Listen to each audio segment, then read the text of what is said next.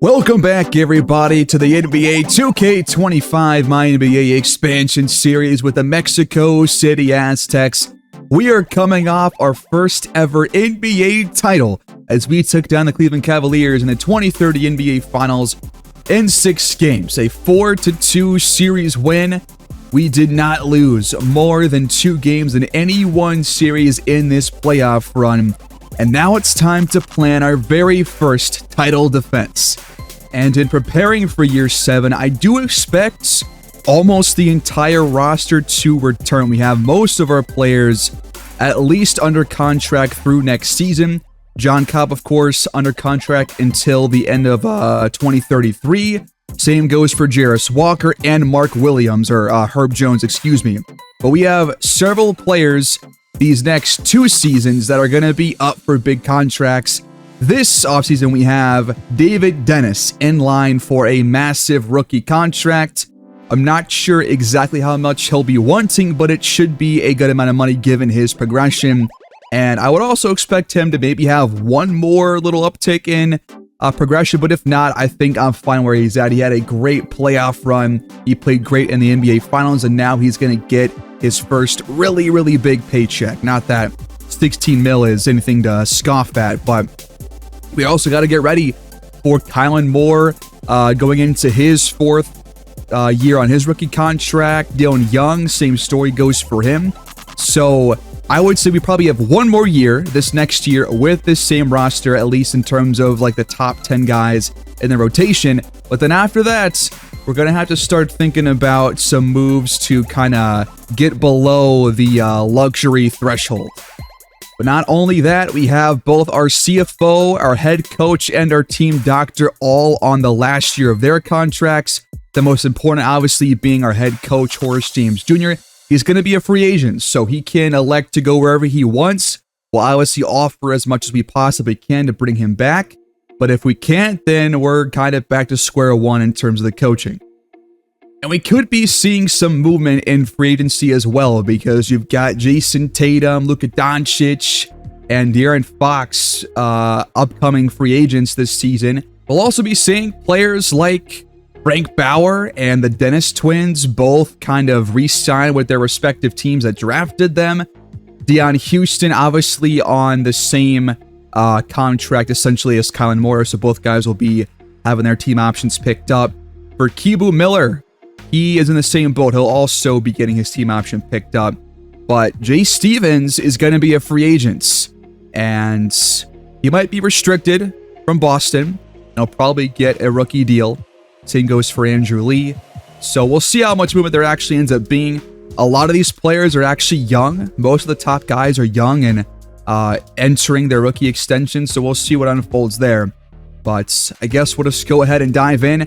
I do have some different ideas planned for a couple of adjustments to how some players will look, including John Cobb and David Dennis and Kylan Moore, so we'll see what those look like later on in this episode. But for now, let's dive in and see if we can bring back our head coach and then prepare for the rest of the offseason. But first, I forgot one thing. What about the team records for both games, seasons, and careers to this point for the Aztecs? John Cobb has all 5 of our regular season total points in a game records. In the playoffs, he's got 4 of the top 5, with Kylan Moore at number 3 with 44. And in a season, John Cobb has 4 out of the top 5 slots.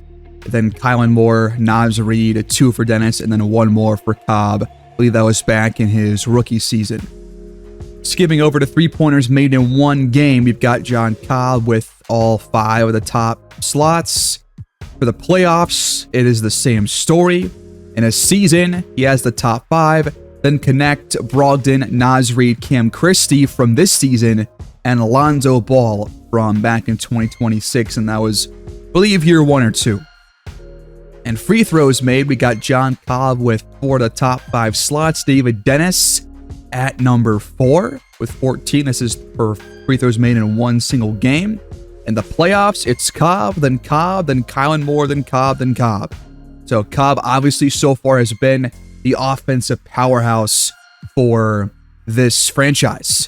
He's got the most free throws made in a season from this season. Then Kylan Moore this year as well was behind him.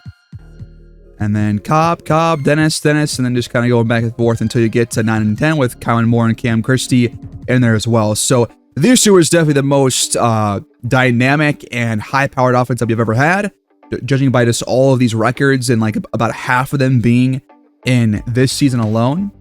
For rebounds, nobody has yet to surpass either Steven Adams or James Wiseman there in the 20s for the regular season, with Moore at 4 and 5, but in the playoffs, Moore obviously takes the cake. He had 2 games this season with over 20 rebounds in a playoff game. Mark Williams had 19 in last year's run, and then Kylan Moore with 2 other really strong rebounding games in this run as well. For the season, it just went back to the field goals or free throws made, but now we got the rebounds. Adams at number 1 by a wide margin. And then you got Williams, then Moore from this season, and then you kind of alternate amongst a lot of players. John Cobb actually had over 600 this season, which is impressive for him, who's now in that small forward role. For assists, David Dennis, of course, is number 1 over Lonzo Ball. He has 3 of the other slots in a playoff game. He's tied with Herb Jones for the most at 13, but Dennis has done this at least 4 different times, with one of those coming this year and 2 of those coming in 2 years ago. Interesting. On the season, or in a season in this franchise so far, Dennis has the top 4, then Lonzo, then Cobb, then Karis LeVert, then Cobb, and Brogdon. Blocks in a game. You've got Kylan Moore with the top 2, then Jarris Walker and Steven Adams tied for second place. In a playoff game, Moore has all of them. In a season, Moore has the top 3 spots, and Cobb is actually in 10th. Jarris Walker above him for this season, and a number 5 from a couple years ago. And lastly, we have steals. Jarris Walker with the most in a game in a regular season back in 2020. It was 6, and then LeVert, Jones, and Cobb all had 5 at one point or another. In the playoffs, Walker, Moore, and Cobb tied with 4, with Moore and Walker, or Walker and Cobb's rather, coming back in 2028, and Moore's coming earlier in this playoff run. Dennis and Cobb at 3 as well. In a season, Cobb edges out Robert Williams for first place with 120 this year, where Williams had 119 back in our first season in the NBA. And I am going to make one final change, and this will probably stay true for the future of any series that I do. I think I'm going to move away from using any custom playbooks. I don't think it had much of an effect on us this year. Our offense was going to be very high power no matter what, but I do think that because every CPU team is using whatever playbook they began with to open the franchise, I think we should be able to only pick between what playbooks are already in the game and not get a custom one from 2K share. So I'm going to take off the one that we have right now, and I will instead just go to some random playbook, and then we can just choose one later on. Let's try the Nuggets playbook maybe and see if this one stands up to the test of the custom one. And we'll probably just change that if we don't like it and go from there. But I think this would just give us kind of a more even playing field, which I prefer for these kinds of things, because I don't want to have a series where we are just the dominant force every single year, because this plays a factor. It just does. And I do think that it gives us a slight edge over the CPU, and I don't want that to be the case. I want our roster essentially alone, like the whole roster construction, to be the difference between the two teams and whoever our head coach ends up being. So we'll make that change and stick with that. And I'll probably not use custom playbooks in any future series, so that, you know, maybe it's a bit more difficult early on. Who really knows how that can plan out? Anything can happen. But we finally advanced to player retirements, and Steph Curry, who we knocked out in the first round of this playoff run, has retired after 21 years in the NBA at 42 years old. Clint Capella, Josh Hart, Dario Saric, and Yabusele all retire. So does Najee Marshall, Leonard Miller, Jonathan Isaac, and just some random role players. We also lose our assistant GM to staff retirements. Steph Curry makes the Hall of Fame, as he well should. Best shooter of all time, over 23 points per game. 2 MVPs, 12 All-Star appearances, 4 titles, and many, many NBA All-Team selections. And he will have number 30 retired over in Oracle Arena. And now, league meetings. We'll just reject everything. I don't usually change anything here. Now the draft lottery. We're just going to sim through this and see what happens. We don't have any picks in the lottery. I think we have 1 pick this year and 2 picks next year. Maybe it's 2 picks this year. I'm not entirely sure. But let's find out. We're going to skip the lottery results and just go right to it. The Nets will have the first overall selection. We do only have 1 first-round pick this year. It's going to be pick 32 at the very end of the first round. But the Nets have the first overall pick. The Hornets have 2, and the Pelicans have number 3.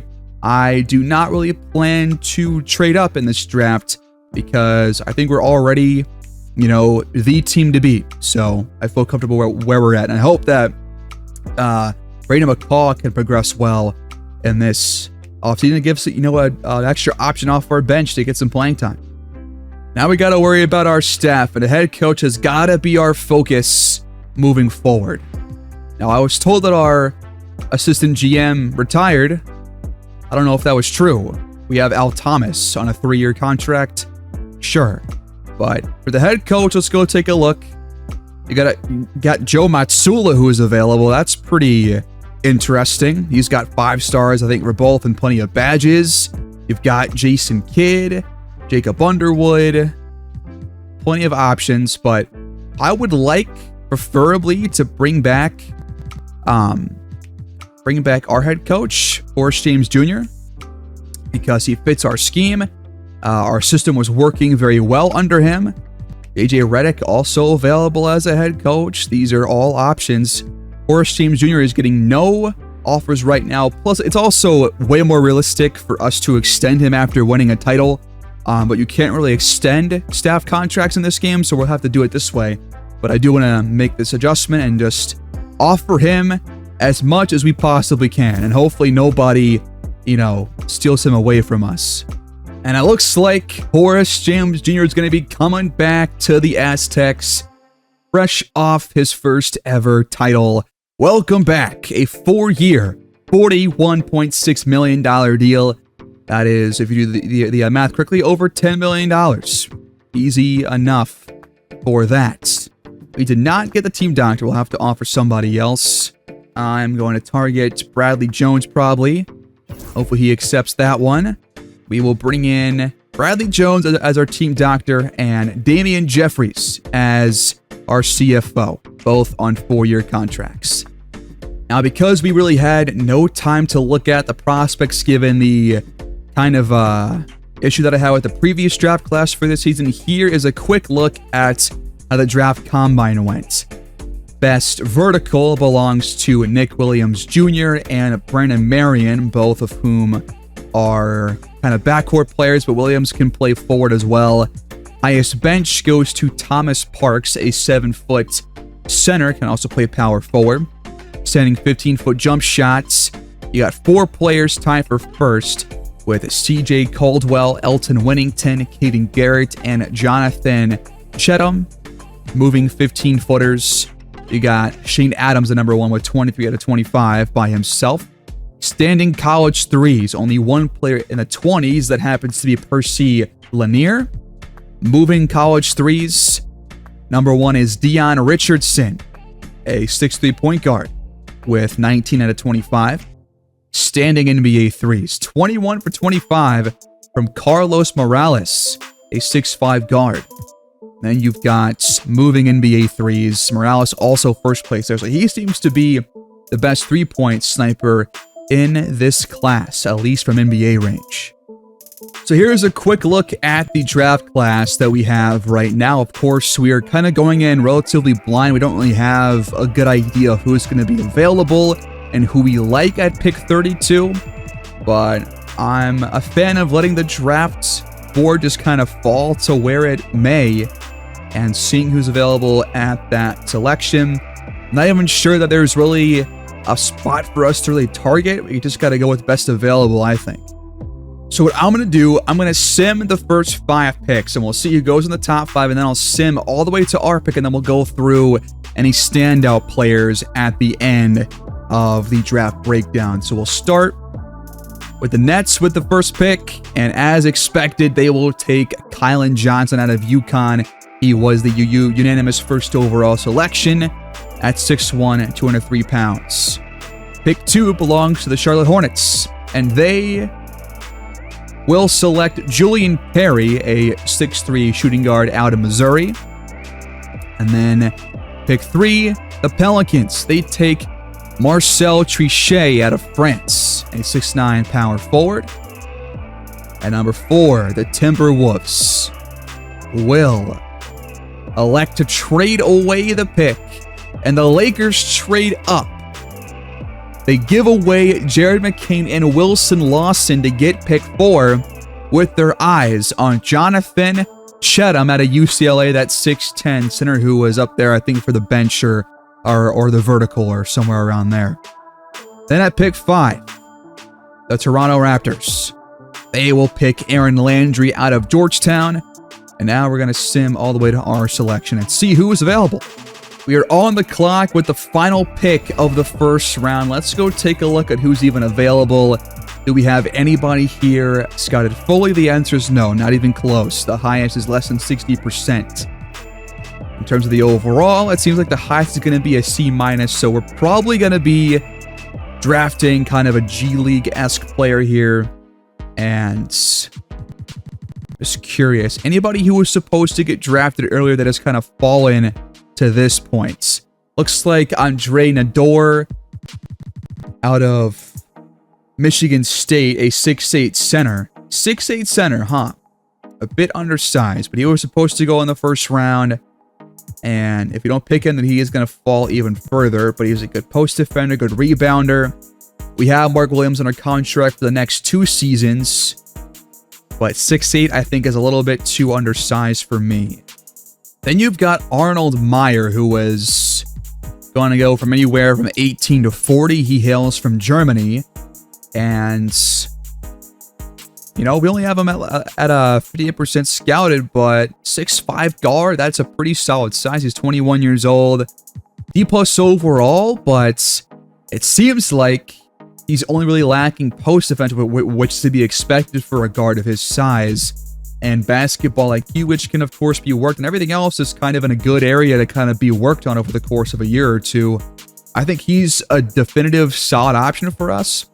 There's also Nick Collier, a 6'6" guard/forward, a defensive menace out of Iowa State. And he does have A+ outside defense. And everything else, definitely more of a project. But this could be kind of that Herb Jones kind of a player. You know, Herb Jones is under contract for the next couple of seasons, but if we need to get rid of a contract down the line, then this could be an option to kind of fill that Herb Jones role if he ends up picking up his three-point shooting and some other attributes as well. But I think he's a solid guy to work on. I like Meyer as well. Let's compare. Do we have any comparisons? Ceiling for Collier is Tony Allen/starter and a floor of Theo Pinson/bench. He can shut down his man when playing defense, good on ball defender, can pickpocket. With the best of them, he's got a good balance, but not a good shooter, does not play above the rim, and occasionally lacks floor awareness. For Meyer, he's got an all-star ceiling. Compared to Paul Pressey and Austin Rivers, he can make his own shot. He can get a knack for steals. He's got good reflexes. Does struggle with the IQ sometimes and can barely dunk. But the ceiling is higher. I think I'm going to go with Meyer because at 6'5", he can play point guard or shooting guard. He seems like he could play either role. And I think that is pretty valuable. So we're going to take him with this selection and see what he looks like after the draft. Zach Harper says, you have to believe the Aztecs have performed their due diligence on this guy. Well, I did my best. And we actually do have a second round pick. Who is available here?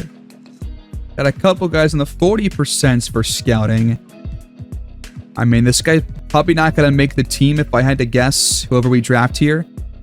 But I guess we'll look through a couple of guys. Like, there are barely any players that were even supposed to be drafted at this stage. It is the very end of the draft, so I can't really complain. This might just be like a shot in the dark or something. Anton Kozlov out of Ukraine. Starter, ceiling. Irving Thomas, bench. Gets the job done posting up. And then we're going to look at the rest of his profile. I'm just going to take a swing here on Kozlov. Welcome to our team. That was a quick draft, everybody. And Kylan Johnson looks to be a really solid overall pick. At number 1, 77 overall. With Handles for Days badge. He's got work ethic, so he'll progress pretty well with those badges too. He's just a really well-rounded player. I think he has a really good future over in Brooklyn because they have a lot of young players that they have still yet to really develop fully. So once they do, I think they'll be in a really good spot. Julian Perry, maybe a questionable second-round pick or a second overall pick by the Hornets. Trichet at 77 overall. Cheatham 76. Landry 71 and 2 badges. Parker was the 6th pick. So after we had simmed, he was the first pick. And that's a good pick for Boston. 2 badges, defensive anchor for Parker.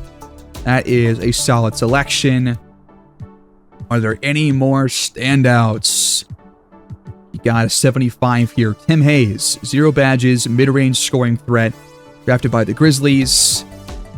I think my plan is to learn more about this class as we move through year 7 because they'll probably stand out a whole lot more once we're actually playing some games and keeping up with the rookie reports and the rookie of the year race. At 32, though, we took Arnold Meyer. He's not very good out of the gates. 67 overall, 0 badge, secondary ball handler. And he can play make, but he's a bit worse on his threes than we imagined. They were not having him fully scouted. Potential at a B. Who knows if that is even true. C+ athletes. And I don't think he has any badges right now. So he's going to be a G League player for us. He has no badges in any area, so that's great. But welcome Arnie to our team. Was there anybody interesting in the second rounds? You had Andre Nador, who we thought about taking at the end of round 1. He has 3 badges, is 71 overall, defensive anchor, 6'8", though. That is my biggest concern about him. He's got box out beast, break starter, post lockdown. I think he's the only guy over 70 overall that was drafted in the second round. So it was, not the deepest draft class. We took Kozlov in the second round. He's actually a better player right now than Meyer is. 6'11", 70 overall, no badge rebounder. And you know what? Maybe this is a guy that we could actually work with. Maybe he could be the Mark Williams replacement in a couple years once he works on the post defense and rebounding. Who really knows? We'll have to find out. I think it makes sense to sign both guys because we're going to have a couple roster spots freed up from those veterans that we had and the reserves. And these guys can maybe get some playing time should somebody get hurt. God forbid. But team player options, we are going to obviously accept both. Why would we not take one for Dylan Young? He's been really good for us this past season. But also Kylan Moore. How might he progress this offseason? We'll have to find out soon. I'm excited for him. We will, of course, be giving a qualifying offer to David Dennis, who is now an all-around star at point guard, and we'll try to bring him back once moratorium is over. Speaking of moratorium, here is what the free agent class looks like in 2030. Jason Tatum leads the pack alongside Luka Doncic. Both guys in their early 30s at like a 95 overall. Both have about 20 or so badges and have a lot of offers. They'll both be getting like $60 million or higher. But Frank Bauer is going to be restricted. So he'll obviously go back to Houston. That would be a shocker if not. De'Aaron Fox is a UFA. Şengün is unrestricted at 27 years old. Jay Stevens did get a qualifying offer, but Shadon Sharpe is available. So is Robert Dillingham. So is Trae Young. So was Jalen Duren. It looks like both Dennis twins did end up getting those qualifying offers. Kyrie is going to likely leave Dallas and become a free agent. It looks like he'll probably head elsewhere at 38 years old. So those are the cream of the crop players, and we'll see what we can do with this. But we don't really have much cap room. We have a couple cap holds, but I imagine most of that will be coming from the Dennis contract to be dealt out here in just a moment. But we already have nearly a full roster. We've got 11 guys right now, so we just got to bring in like 3 or 4 players, Dennis included. So let's go dive in and see what we can do here. We reached day 1 of unrestricted free agency, and now it's time to give David Dennis a massive, massive deal. He'll have a new haircut too, I think, entering this season to kind of bring in his new era on his rookie extension. We're going to offer him just this basic 5-year extension. It'll be $28 million to start out and go up by, 8% each season. So it's going to be a pretty large cap hit, about a bit less than half of what, or a bit less than double of what he was making this past season. But this will take up almost all of our cap room. In other news, it looks like Herb Hood is no longer restricted on the qualifying offer, so he is available. He's probably going to leave the Cavaliers. He's currently getting offers from the Spurs. That is by far his best offer yet. He's probably going to head over there soon. But David Dennis is going to accept his 5-year, $165 million extension. Welcome back, my young point guard, to Mexico City for the long haul. That deal is done. And now we have a lot of negative cap room. So this is the last year that we have, assuredly, with this entire roster. So we got to make this count. We still have Cam Christie as our backup point guard. That's my plan for year 7, just like it was this year. I think that worked out very well for the offense, and things never really slowed down for us all too much. But I do want to bring in somebody on a vet minimum contract who can be that third option if somebody were to get hurt. There are the Jones brothers available. I do like those guys just because I'm a Duke fan, and they will fit our system relatively well, but I think it makes sense to go after somebody a little bit worse who is not quite like a 77 overall that should be getting a lot of playing time. I think I'll go after maybe somebody like Davion Mitchell, perhaps, if he's not shooting horribly, but he is. I think I'll try and bring in Tyler Kolek, who's currently in the G League after this past season, but played for George Mason, played for Marquette. I think he could be a solid third option that can definitely shoot the ball at a decent rate. And after that, we have like one more spot to fill pretty much, and then we're pretty much full on roster spots. We'll go after a backup power forward here in the same realm as Kolek, like a 75 overall player. Ochai Agbaji, we've had him before in previous series. He's pretty solid, but he has shot the ball horribly ever since 2026. I think instead we'll go after Mohamed Gueye. Hopefully I'm pronouncing that correctly. We'll offer him a deal, and they will both accept, which leaves us with maybe one more roster spot. But do we even need that? I'm not so sure. I think we're fine where we are. I don't think we have to bring in anybody else. This gives us 1, 2, 3, 4, 5, 6, 7, 8, 9, 10, 11, 12, 13, 14 players on the team. I think that is above the minimum. So I think we'll sit tight right here with our negative $42.9 million in cap space. We enter day 12, and there are still plenty of top free agents that have yet to accept offers, but many of them do have offers. I try my best with the contracts. I don't think it's going to be a perfect at any point because the game is just bad at, going into the future with these deals. But eventually these guys will all be on whatever teams they accept. But Tatum is back with the Celtics. Luka is back with the Clippers. Frank Bauer back with the Rockets. De'Aaron Fox replaces Kyrie Irving over in Dallas. So a new, really stellar point guard in the West. Jay Stevens back with Boston. Şengün back with the Raptors, who we forced a trade to a couple years ago. And then the Rockets, they bring in Shadon Sharpe. Wow. Wow, wow, wow. What does the roster even look like right now? That is insane. What he took, oh, it's because of the contract. He took a 1-year, $6 million deal. That's why. Kyrie also returns to the Mavericks. They're going to have Kyrie, De'Aaron Fox backcourt. That's going to be a really hard backcourt to defend. Then Gene Teague back with the Bulls. McBride back with the Lakers. And we'll see where the rest of these other players land. But Sharpe with the Rockets is just simply unfair. But now we have player progression, always a memorable moment in every offseason for us at least. We go in, and John Cobb goes up even further. He's probably going to be at his peak for sure right now. And Kylan Moore is essentially on his level right now. He goes up by 5 more. I imagine he should be done with his progression, but he's only 22 years old. Cobb is 26. It just kind of depends on the player. But McCaw goes up by 3, up by 1 for David Dennis, Dylan Young, and Cam Christie.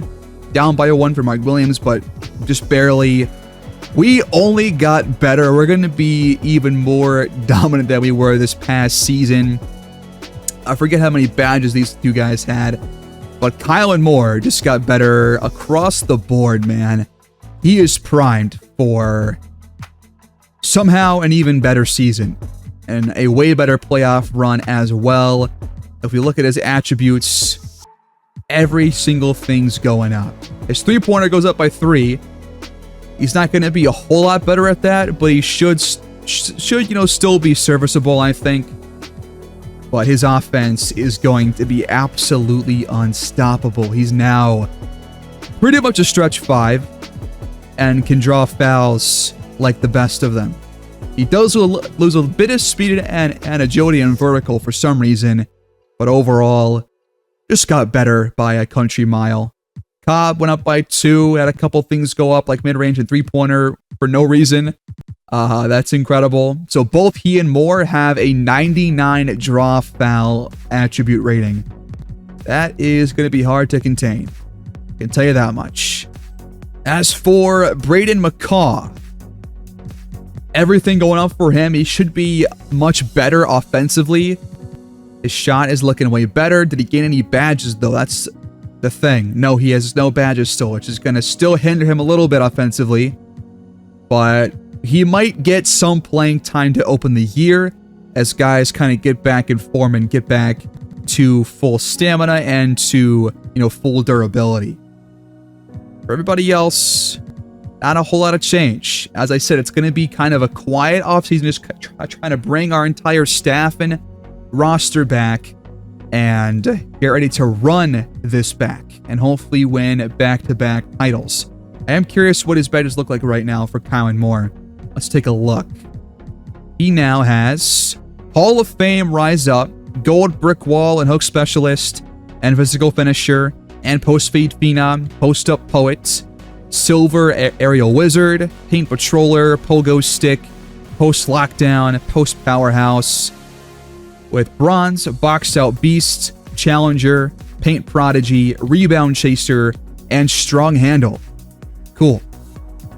As for John Cobb, he's got 15 badges with Gold Bailout, Deadeye, Float Game, Layup Mixmaster, Limitless Range, and Physical Finisher, and Set Shot Specialist. Then Silver Handles for Days, Shifty Shooter, Strong Handle, Unpluckable, Bronze Challenger, Interceptor, Pick Dodger, and Pogo Stick. And then Dennis has 14 now. I think he gained a couple. He's got Gold Off-Ball Pest, Silver Dimer, Float Game, Handles for Days, Shifty Shooter, and Unpluckable, and Versatile Visionary with Bronze Aerial Wizard, Bailout, Deadeye, Glove, High Flying Denier, Interceptor, and Set Shot Specialist. This core is absolutely incredible. I cannot wait. And we still got to pay Kylan Moore next season, don't forget. And that's when we're going to have to really make some tough roster choices. The championship window is right now. We got to keep this going. Real quick, how about other teams? Not a whole lot of growth for the Blue Crabs. The Bucks had good growth for Eric Dudley, but really nobody else. They still got Giannis. The Bulls look almost the exact same. No big jumps for them. No big jumps for the Cavaliers. And they lost Turbo, which is a big hit to their offense. So they're going to be maybe a bit of a worse team. They might not make the playoffs in the top 6 seeds. Boston, not much growth. But Jay Stevens did go up to a 90 overall for them. The Clippers maybe got worse a little bit with their top couple of players.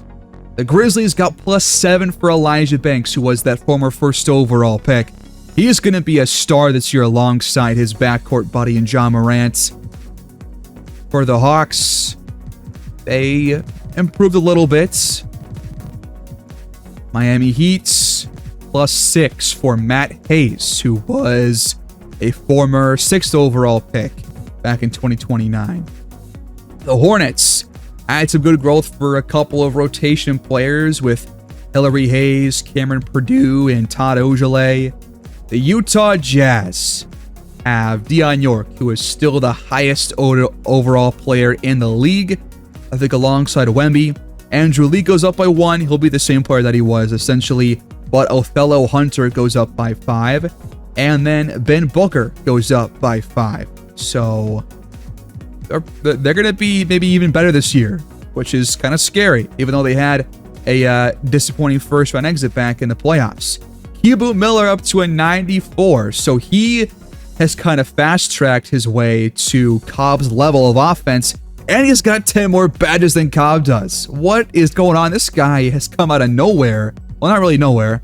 We knew that he was going to progress very well a couple years ago, but he has really shot up way faster than any of our players have. I think him and Kyle Moore have kind of a similar trajectory so far in terms of how they've progressed across their seasons. Like if you look at the graph here, look at his growth. I think he was a 79 when he was drafted. Now he's a 94 after 3 seasons in the NBA. That is incredible growth for him. Then you got Fausto Mané going up by 3 and Jed Howard going up by 2 alongside Devin Carter. And then +6 for Patsy. With the Knicks, you got +6 for Donald Parker, +4 for Gerald Gary. Not a whole lot else, though. We'll see what happens with them. The Lakers are going to be a bad team, probably. Not really expecting too much from those guys. The Magic got +5 for Corey Carter, Griffin Isley, and Floyd Sampson. Look at this roster. Their top, 7 players are over 85 overall. That is incredible. They have a really good team over there in the East. They should be a pretty solid championship contender over there. The Mavericks, of course, brought back Kyrie and then signed Aaron Fox to a 4-year deal. We'll see how this team looks. I'm curious how they'll kind of pan out. They seem kind of top-heavy here. The Nets could be coming out of the East with something. +5 for Zach Webb, +4 for Harrison Sally. Both guys were taken a couple years ago. They signed Dillingham. For the Nuggets, you got Edward Boeheim +5. Not a whole lot else. Jokic still at the top of his game at 35 years old. The Pacers got +7 for Henrik Wahlgren, the former 3rd overall pick in last year's drafts. So they're looking kind of solid here. New Orleans Pelicans, +3 for Joey Daniels, +4 for Andre Walsh, who we drafted a couple years ago. We did not keep him around, and now he's a really solid option. Maybe should have kept him for a couple extra years, but what can you do? He was a good 2nd-round pick by us, but we just did not do the right things with him. Detroit, I mean, we'll see if they come back in a championship contention, but last year was definitely a letdown for them, and the roster seems to have only gone downhill since then. The Raptors brought back Şengün coming off a big knee injury, but he's going to be okay. He'll be ready for their first game. I'm not expecting a whole lot from Toronto, but the Rockets are literally just unfair. They're going to be even better than a year ago because they brought in Shadon Sharp, who is going to starts over Amen Thompson. Like, what is going on, man? How do they keep doing this? They brought back Frank Bauer. They brought back Dion Houston, of course, on that team option, but they still got Cam Whitmore. They still have Reed Shepard. They still have Jabari Smith Jr., and Amen Thompson, and Jackson, and Nikola Jovic. This team is ridiculous. We beat them in 5 games, but there were some really, really tight battles there. It might be even closer if we match up again in the playoffs. And I for sure want to at least get 1 game against them to see how we look in the regular season. We'll have to see how things shake out there. I think my plan still is to do 3 parts for the regular season, and we'll probably just go through at least 1 full game and then a lot of late game games in those episodes, and to kind of get a really good overall picture of the team and of how the year unfolds. The Spurs are very top heavy. The Suns are going to be a pretty solid team, at least on paper. +5 for Dan George, +2 for Cody Williams, Ron Holland, Bronny, Javon Sims, a couple other guys, all really good contributors for this team. The Thunder have been very top heavy for a while now. They have not really kept up their progression of players and stacking up draft picks, so we'll see how that unfolds, but they have a relatively young team after their top 5 players on the roster. The Timberwolves, you know, they're the same as they usually are. They'll be kind of hanging around. They got Jared McCain from that 4th overall pick trade where the Lakers made the move. The Blazers are also top heavy. They lost Shadon Sharp, I think. The Warriors lose Steph Curry to retirement, but Zion's still there. Podzemski's still there. They have pretty much the rest of those same role players still on the roster. The Wizards have Darius Williams now in the 90s alongside Alex Starr. They should be another solid Eastern Conference team. And then I'm curious. John Cobb is a top 5 player right now in the NBA, only behind York, Wemby, and Luka. But then you go to Tatum at 5, Miller at 6, Jokic at 7, Halliburton at 8, Bauer at 9, Booker at 10, Kyle and Moore at around 15, 16. So we've got 2, top 20 players, and that's how you win basketball games. The 76ers got some growth for Connects, Cam Weber, and for JD Johnson. And then you're back to us. So I think we had some of the best growth of any team. But with the Rockets signing Shadon Sharp, they're still going to be around to give us some headaches. That's for sure. And this year we have FIBA friendlies, so not FIBA qualifiers, not the tournament. I'm not even sure if that actually works in this game. I have yet to actually test that out. I guess you can change the team that you want to play against. But John Cobb now is a starter for Team USA. I would imagine that Kylan Moore is either coming off the bench or will be on this team next year in place of Dion Houston. But John Cobb now a starter for Team USA. How about that? That's awesome. And this year, Anthony Davis plans to retire and will get a farewell tour. And we will open the year against a really interesting team, the Brooklyn Nets, who actually do want to face. That'll be a fun game. We'll go through that first, and then we'll go through the rest of the first 2-ish months of the campaign. And our title defense is on the horizon, folks. The Nets are coming off a 30-win season, but they signed Robert Dillingham. They got big growth for Zach Webb and Harrison Sally. They still have Cam Thomas and Miles Turner. So I think they're going to be better. They also had the first overall pick and took Kylan Johnson, who's going to play behind Dillingham. So a very solid team. We'll see what happens here in this game. And we pretty much look the exact same. I am going to adjust our game plan real quick to go back to 10 or 11 bench depth, but I will set up our actual yearly rotation between now and the first game.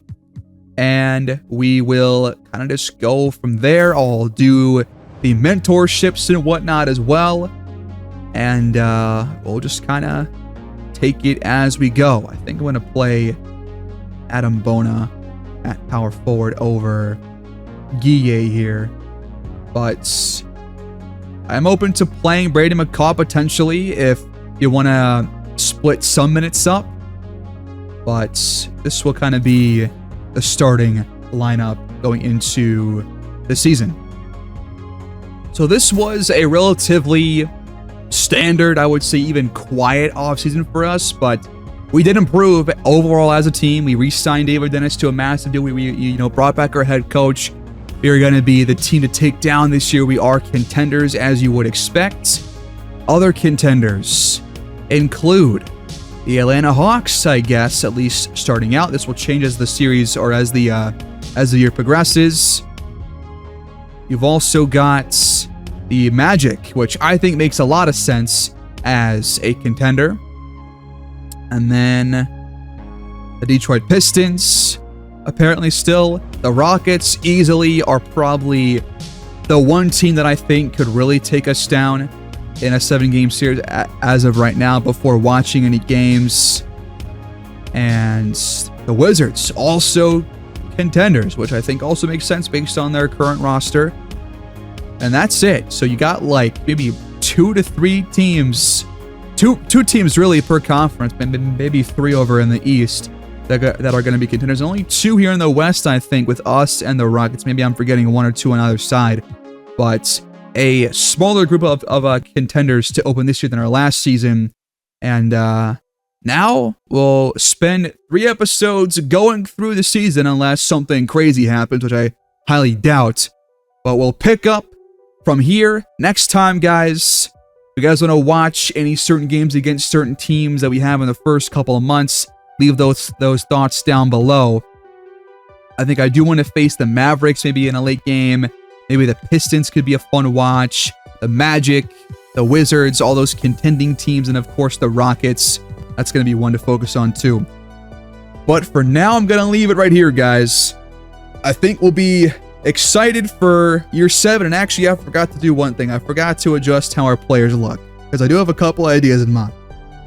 And starting with John Cobb, he has moved away from his braids with a low fade and now moves to a pineapple dreadlock shape for his hair. That's going to be the only change for Cobb, at least for now. Well, actually not quite yet. He will also get a new roses tattoo to his right shoulder, right on the top of it. And Kylan Moore has swapped out his fishbone braids for some cornrows, plus a full beard, entering his 4th year, the last of his rookie contract. He will also be wearing a left elbow sleeve from here on out. And he will move from a defined body shape to muscular to show off his new progression. And David Dennis is now ripped with some medium locks and a slightly new beard as well. So here's how he looks. This is the new look David Dennis, and now the core, a little bit different, but now a new era unfolding with all these guys, I think probably in their primes, starting right now. But that should about do it for us here today, folks. Year 7 begins next time, and this team is, I think, ready to run this shit back and see if we can win back-to-back titles. And hopefully stave off the Rockets especially. That's going to be one of our major goals until the NBA Finals, is to kind of hold off the Rockets and hopefully win the 1 seed for the first time as a franchise. That will be it for this one, guys. Please leave your feedback down below, like the video, and subscribe if you're new, and I will see y'all in the next one. Take care and have a great day.